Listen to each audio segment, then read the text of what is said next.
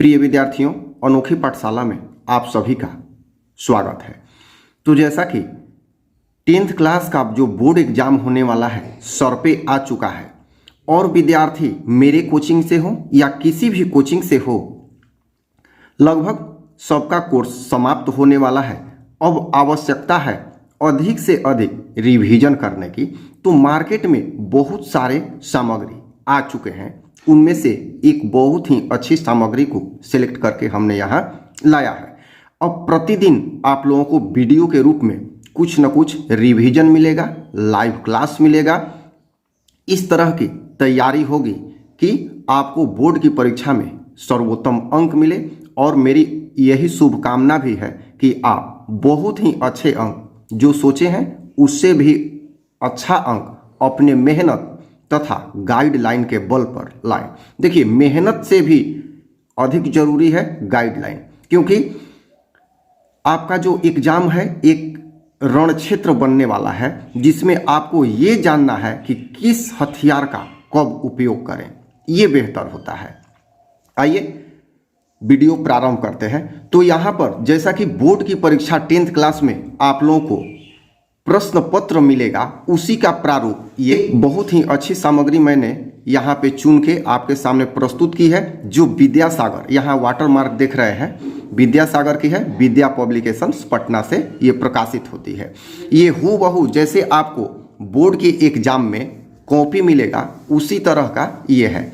ये हल करने से क्या होगा कि आपका प्रैक्टिस भी बढ़ेगा और यह भी एक्सपीरियंस मिलेगा कि बोर्ड की परीक्षा में हमें किस प्रकार का लिखना है। जैसा कि आप यहाँ देख रहे हैं, विषय कोड मैथ का है तो 104 यहाँ अनिवार्य, सारा चीज़ इसी तरह का लिखा हुआ मिलेगा। सेक्शन यहाँ सेट कोड है, ABC करके आता है। समय 3 घंटा 15 मिनट है। सारे निर्देश दिए हुए हैं। तो बोर्ड की परीक्षा में भी आपको इसी तरह का पेपर मिलने वाला है। अगर इस तरह का आप एक्सपीरियंस कर लेते हैं तो वहाँ पर आपको बनाने में सहूलियत होगी। आइए थोड़ा सा इसका अवलोकन कर लें। देखिए, यहाँ सेक्शन A है, इसमें ऑब्जेक्टिव प्रश्न है जो अभी हम लोग इस वीडियो में करेंगे। यहाँ ये सब सारे ऑब्जेक्टिव प्रश्न हैं और ये है सेक्शन B। यहाँ से अब सब्जेक्टिव प्रश्न 2 अंक स्तरीय और फिर आगे 5 अंक स्तरीय हो रहे हैं। तो सारे सेट को हम लोग विषयवार करेंगे। पहले मैथ कर लेंगे, फिर विज्ञान कर लेंगे और इस तरह का देखिए यहाँ सारा चीज़ दिया हुआ है आपको इस मॉडल सेट में कि आप यहाँ रंग सकते हैं ऑब्जेक्टिव का, यहाँ कैसे भरना है, सारा चीज़ एक्सपीरियंस आपका हो जाएगा। तो एक तरह से ये बहुत ही बढ़िया चीज़ है। एग्जाम में सारे प्रश्न हल कर लें और कुछ जो फिलअप करना है गलत हो जाए या छूट जाए तो दिक्कत होगा। इसमें एक खूबी और है कि यहाँ पर हल करने के लिए स्थान भी दिया हुआ है, बहुत सारे सादे पेज दिए हुए हैं। तो चलिए समय अधिक न लेते हुए अब इसको हम लोग प्रारंभ करते हैं। कम से कम आधे घंटे का यह वीडियो होगा। आधे घंटे में जितने प्रश्न हल होंगे वो समझ के साथ करेंगे। देखिए, ऑब्जेक्टिव प्रश्न यहाँ से शुरू हो रहे हैं। आपको ऑब्जेक्टिव प्रश्न इस तरह से बताया जाएगा कि केवल ऑप्शन नहीं करना है, कैसे हुआ ये जानना है, विस्तार से जानना है। तो चलिए आइए प्रश्न का उत्तर प्रारंभ करते हैं। यहाँ दिया है प्रश्न संख्या 1 से 60 तक के प्रश्न के साथ 4 विकल्प दिए गए हैं जिनमें एक सही है। किन्हीं 50 प्रश्नों के उत्तर अपने द्वारा चुने गए सही विकल्प को OMR शीट पर चिन्हित करें। तो बगल में इसमें OMR शीट है। यहाँ पहला क्वेश्चन है पहले ही चैप्टर से, भाग लेमा A बराबर BQ प्लस R में R बराबर 0 कब होता है। ठीक है, तो आप जानते हैं कि A और B 2 संख्याएं हैं जो इस प्रकार दी गई हैं कि A बराबर BQ प्लस R। ये भाग लेमा का पहला लाइन है। तो ये R बराबर 0 कब होगा, ये शेषफल होता है। देखिए, सारा चीज आपको हिंदी में ही बताया जाएगा क्योंकि ये हिंदी भाषी छात्रों के लिए है, चाहे बिहार बोर्ड हो या अन्य बोर्ड हो। ये वैसे सभी बोर्ड के लिए लागू है जो NCERT के आधार पर, जो NCERT पुस्तक के आधार पर अपना प्रश्न चयन करते हैं और बोर्ड परीक्षाओं में देते हैं। तो ये सारे NCERT बेसिस प्रश्न हैं। तो यहाँ पर ये नियम है कि अगर B A को पूर्णतः विभाजित कर दे तो R 0 हो जाएगा, क्योंकि शेषफल उस स्थिति में 0 हो जाएगी। जैसे यहाँ ए बराबर है मान लिया जाए 36 और बी बराबर चुन लिया गया 12। तो जब 36 में 12 से भाग लगाएंगे तो क्या होगा, यहाँ हो जाएगा 36 और ये हो जाएगा 3, 12 तिया 36, ये 0 हो जाएगा। तो यहाँ अब ये होता है Q, ठीक है, ये होता है A, ये होता है B और ये होता है R। समझ में आ रहा होगा। तो R 0 हो गया। तो कब 0 हुआ, जब 12 36 को पूर्णतः विभाजित कर दिया तब हुआ। तो यहाँ उत्तर होगा B A को विभाजित करे। देखिए यहाँ A है, A B को विभाजित करे, लेकिन ये नहीं होगा, यहाँ B A को विभाजित करे। तो उत्तर हो जाएगा इसका C। चलिए दूसरे प्रश्न की ओर बढ़ते हैं। त्रिभुज ABC और त्रिभुज DEF में AB बटा DE, BC बटा EF और AC बटा DF है, बराबर 3/4 हो तो क्षेत्रफल ABC तथा क्षेत्रफल DEF का अनुपात, क्षेत्रफल पूछ रहा है तो ये सीधा प्रमेय से संबंधित है, त्रिभुज के क्षेत्रफल के प्रमेय से संबंधित है। आइए थोड़ा सा इसको भी देख लेते हैं। तो इस क्वेश्चन में ये रहा त्रिभुज ABC और ये रहा त्रिभुज DEF। अब दिया गया है कि AB बटा DE बराबर BC बटा EF बराबर AC बटा DF, अर्थात संगत भुजाएं दी गई हैं समानुपाती के रूप में, और ये दिया गया है, कितना दिया गया है 3/5, ठीक है। तो एक प्रमेय होता है कि दो त्रिभुज जो होते हैं, दो त्रिभुज के क्षेत्रफल का अनुपात उनके संगत भुजाओं के वर्गों के अनुपात के बराबर होता है। तो वर्ग के अनुपात, यहाँ इसको वर्ग कर दिया जाए तो क्या हो जाएगा 9 25। तो यहाँ पर हो जाएगा कौन सा विकल्प है, C है 9:25, दूसरा का ये सही उत्तर हो जाएगा। तो चलिए तीसरा क्वेश्चन देखते हैं। बहुलक सामान्यतः वह चर मान होता है जिसकी बारंबारता होती है। तो ये तो सभी लोग जानते हैं कि वह चर मान होता है जिसकी बारंबारता सर्वाधिक होती है। तीसरा का ये हो जाएगा B। चौथा नंबर प्रश्न यहाँ दिया हुआ है 7 8 9 7 8 9 9 3 5 4 का बहुलक है। तो जैसे अभी अभी हम लोग समझ चुके हैं कि जिसकी बारंबारता अधिक हो तो कौन सी ऐसी संख्या है जो सर्वाधिक है, तो यहाँ 9 है 3 बार, तो आंसर हो जाएगा कौन सा हो जाएगा C 9। पांचवा नंबर प्रश्न है 2 sin 38 डिग्री बटा cos 52 डिग्री। अब देखिए यह जो प्रश्न है ये पूरक कोण से संबंधित है। तो यहाँ 38 52 इसका योग कितना होगा 90। तो ऐसे प्रश्नों का अधिकांश ये जो होता है कट जाता है और बाकी जो भी बचे वो उसका आंसर होता है। तो यहाँ साइन 38 है तो या तो कॉस में चेंज कर लेंगे, या कॉस 52 है तो साइन को साइन में चेंज कर लेंगे 90 डिग्री माइनस थीटा करके। तो ये इस तरह के जो होते हैं जिनका योगफल 90 होता है तो ये कट जाते हैं, एक साइन होगा एक कॉस या एक कॉट होगा तो टैन, इस तरह का रिवर्स होता है। तो देखिए मान लिया जाए कि ये कट गया तो बचा क्या 2 बचा, तो 5 का सही विकल्प क्या हो जाएगा 2। अब छठा नंबर प्रश्न, यदि tan थीटा बराबर √3 हो तो थीटा का मान, tan थीटा बराबर कितना है √3 है, और √3 का मान कितना होता है tan थीटा के पद में, तो होता है 60 डिग्री, अर्थात tan 60 डिग्री बराबर क्या होगा √3। तो दोनों तरफ tan कट गया तो थीटा बराबर कितना हो जाएगा 60 डिग्री। तो 6 नंबर का आंसर हो जाएगा D। अब 7वां नंबर देख लेते हैं। निम्नलिखित में कौन वृत्त के क्षेत्रफल का सूत्र है। तो वृत्त का क्षेत्रफल जानते हैं πr² है। हल्का प्रश्न है लेकिन इस तरह का प्रश्न भी आता है, तो ये हो जाएगा इसका आंसर C। अब 8 नंबर है, एक पासा फेंकने पर 3 पाने की प्रायिकता। तो देखिए यहाँ ये प्रायिकता से रिलेटेड है, अंतिम चैप्टर से है मैथ के। 3 पाने की प्रायिकता, पासे पर 1 से लेकर 6 तक अंक होते हैं या बिंदु के रूप में संकलित होते हैं। तो 3 मतलब एक ही ऐसा फलक है जिस पर 3 लिखा हुआ है, ठीक है, और कुल कितना फलक है 6 है, तो हो जाएगा 1/6, क्योंकि एक पर ही 3 है, ये 3/6 करेंगे तो गलत हो जाएगा, बहुत विद्यार्थी कर देते हैं। 3 नहीं करना है, कितने फलक पर 3 है तो एक फलक पर, तो ये अनुकूल परिणाम हुआ और बटा कुल संभव परिणाम 6 हुआ। पासा के एक पासा के फेंक में कुल संभव परिणाम 6 ही होता है, ये याद रखेंगे। तो 1/6 अर्थात बी इसका सही उत्तर हो जाएगा। अब आइए आगे प्रश्न देखते हैं। आगे प्रश्न यहाँ 9 नंबर से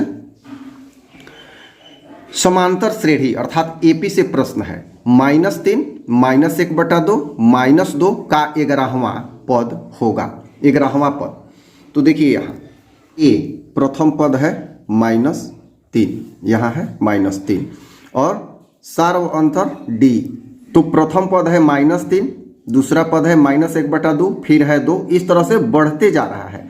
तो अगर घटाएंगे किसी में भी, इसमें ये घटा लें या इसमें ये घटा लें, तो इसमें 2 में माइनस घटाते हैं 2, तो 2 माइनस माइनस प्लस 1/2, तो ये कितना हो जाएगा 2 दूनी 4 और 1 5/2, ठीक है 5/2, ये हो गया सार्व अंतर डी। अब 11वां पद पूछ रहा है, तो A11 बराबर A प्लस n-1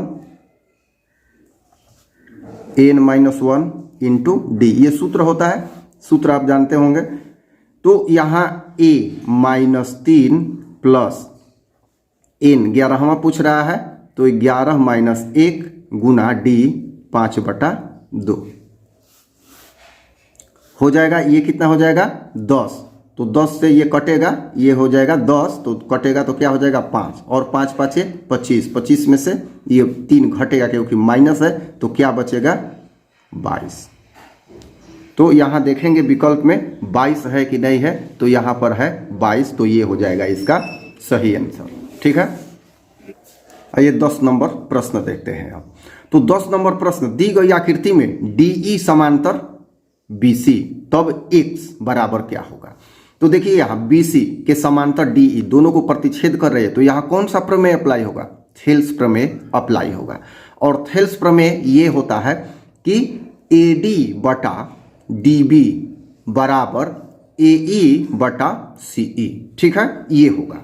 तो x/16 बराबर 34/17। आइए यहाँ देख लेते हैं। तो x/16 बराबर 34/17, 17 दूनी 34 कट गया, ठीक है। ये कितना हो जाएगा 16 दूनी 32, तिर्यक गुणन होगा, तो x बराबर हो जाएगा 32। यहाँ अब अगर यहाँ पर 34 है 17 है, तो यहाँ 16 है, तो यहाँ क्या हो जाएगा 32 हो जाएगा। तो विकल्प देखेंगे कौन सा दिया हुआ है कि नहीं, बी नंबर 32 सही होगा इसका आंसर। 11 नंबर क्वेश्चन देखते हैं। निम्नलिखित बंटन की माध्यिका क्या है। बंटन है, माध्यिका देना है। देखिए यहाँ अब 10th क्लास में जो माध्यिका आप पढ़े उससे बिल्कुल भिन्न है। ऐसे प्रश्नों को जल्दी शॉर्ट मेथड से बनाएंगे। तो बारंबारता दिया हुआ है 1 2 3 2 और ये है चौर। आइए देखते हैं इसको कैसे कर सकते हैं 9th के परिप्रेक्ष्य में, 9th क्लास के। यहाँ देखिए 3 कितनी बार है, 1 बार, 4 2 बार, 6 3 बार, 7 2 बार। तो इसे आरोही क्रम में सजा देंगे। 3 है 1 बार, 3 है 1 बार, तो 3, 4 है 2 बार, तो 4 4, 6 है 3 बार, 6 6 6 और 7 है 2 बार। तो ये हो गया।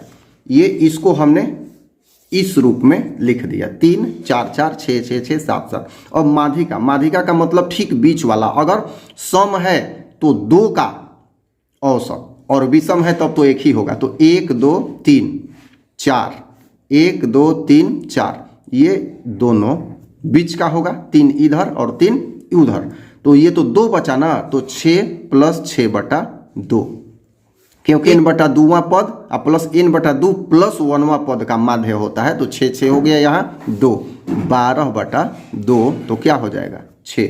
अब देखेंगे विकल्प में 11 नंबर में कहीं 6 दिया है कि नहीं दिया है, तो 11 का विकल्प कितना हो जाएगा, डी हो जाएगा, ठीक है। अगले क्वेश्चन की ओर बढ़ते हैं। 12 नंबर, x² प्लस 1/x² बराबर 14। तो x प्लस 1/x का मान होगा। ये बहुत ही इंपॉर्टेंट प्रश्न है, कई बार इस तरह का प्रश्न आया करता है। आइए देखते हैं क्या दिया है, ये देख ले। x² प्लस 1/x² बराबर 14। ये थोड़ा सा इसको समझा देते हैं विस्तार से। तो x² प्लस 1/x² बराबर दिया है 14 दिया है, ठीक है। x प्लस 1/x का होल स्क्वायर यदि करते हैं तो क्या पाते हैं, x² प्लस 1/x², क्योंकि 1 का स्क्वायर वही होगा, अब प्लस 2ab, तो 2 इंटू एक्स इंटू क्या होगा 1/x, तो ये तो कट गया, ठीक है। क्या बचा, x² प्लस 1/x² अब प्लस 2 हुआ ना। अब इतना का मान दिया हुआ है, इतना का मान कितना दिया हुआ है, तो यहाँ पर दिया है 14, तो यहाँ पुट कर देते हैं 14, तो 14 प्लस 2 बराबर कितना हो जाएगा 16। 16 हो गया, किसका मान 16 हो गया, तो x प्लस 1/x का होल स्क्वायर बराबर आ गया यहाँ 16, लेकिन हमें पूछ रहा है कि x प्लस 1/x, तो इधर वर्गमूल कर देंगे, तो x प्लस 1/x बराबर 16 का कितना हो जाएगा, माइनस में लेंगे नहीं, प्लस में 4, ठीक है। तो यहाँ पर हो जाएगा 4। अब देखते हैं विकल्प में दिया हुआ है कि नहीं, तो यहाँ दिया है विकल्प 4, तो ये हो जाएगा इसका सही आंसर। आइए अगला क्वेश्चन देखते हैं। 13 नंबर है, बहुपद x² माइनस 4x प्लस 2 का शून्यक अल्फा बीटा है। तो अल्फा, अब देखिए बीटा -1, इसका मतलब अल्फा बटा बीटा है, ठीक है। ये बीटा और अल्फा -1 पावर है, तो बीटा बटा अल्फा है, ठीक है ना। तो इसका मान बतलाना है। देखिए मान किसका बतलाना है, तो आइए यहाँ देखते हैं। मान यहाँ बतलाना है अल्फा बटा बीटा प्लस बीटा बटा अल्फा का मान बतलाना है, ठीक है। तो यहाँ पर ले लेते हैं एलसीएम, तो हो जाएगा अल्फा बीटा, ये इससे गुना होगा अल्फा स्क्वायर, ये इससे गुना होगा क्या होगा बीटा स्क्वायर होगा, ठीक है।